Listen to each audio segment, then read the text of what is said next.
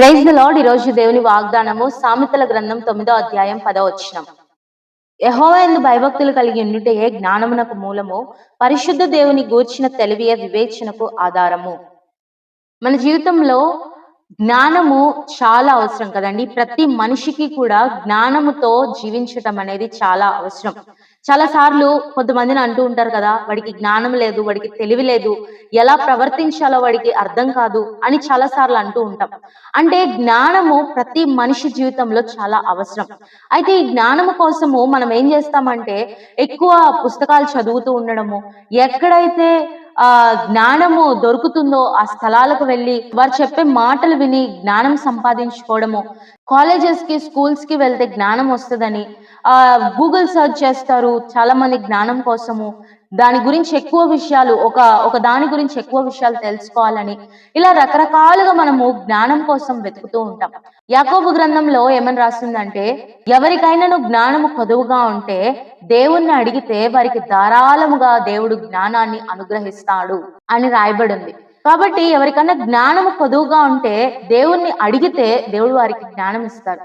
అయితే ఈ రోజు వాగ్దానం ఏంటంటే, యెహోవా యందు భయభక్తులు కలిగి ఉండుటయే జ్ఞానమునకు మూలము. ఎన్నో పుస్తకాలు చదివినంత మాత్రాన నీకు జ్ఞానం వచ్చేస్తుంది అనే నమ్మకం లేదు.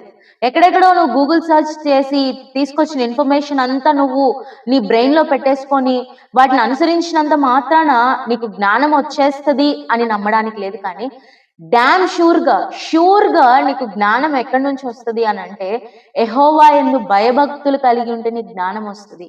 చాలా సార్లు దేవుడు అంటే మనకు భక్తి ఉంటది కానీ భయం ఉండదు.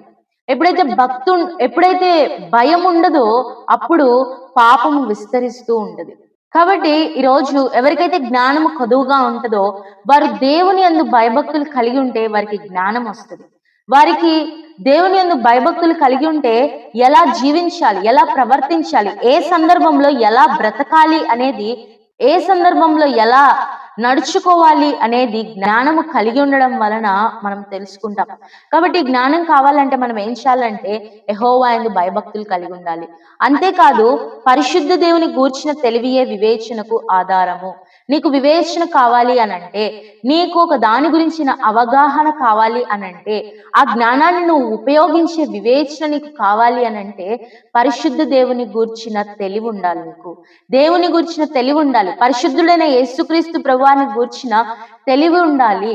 ఆయన గురించిన అనేకమైన విషయాలను తెలుసుకొని ఆయన గురించిన తెలివి ఉంటే నీకు వివేచన ఉంటది. కాబట్టి ఎవరికైనా జ్ఞానము కొదువుగా ఉంటే దేవుణ్ణి అడిగితే దేవుడు వారికి ధారాళముగా ఇస్తాడు. అయితే జ్ఞానం కావాలంటే ఏదేదో చేయాల్సిన అవసరం లేదు. దేవుణ్ణి అడిగితే చాలు, దేవుడు జ్ఞానం ఇస్తాడు.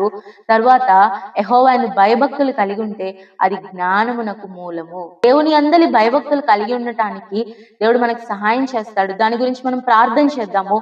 దేవుని యందు భయభక్తులు కలిగి ఉండటము చాలా అవసరం.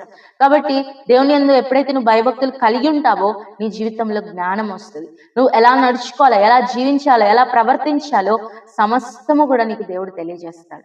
కాబట్టి యెహోవా యందు భయభక్తులు కలిగి ఉండటమే జ్ఞానమునకు మూలము, పరిశుద్ధ దేవుని గూర్చిన తెలివియే వివేచనకు ఆధారము. Praise the lord.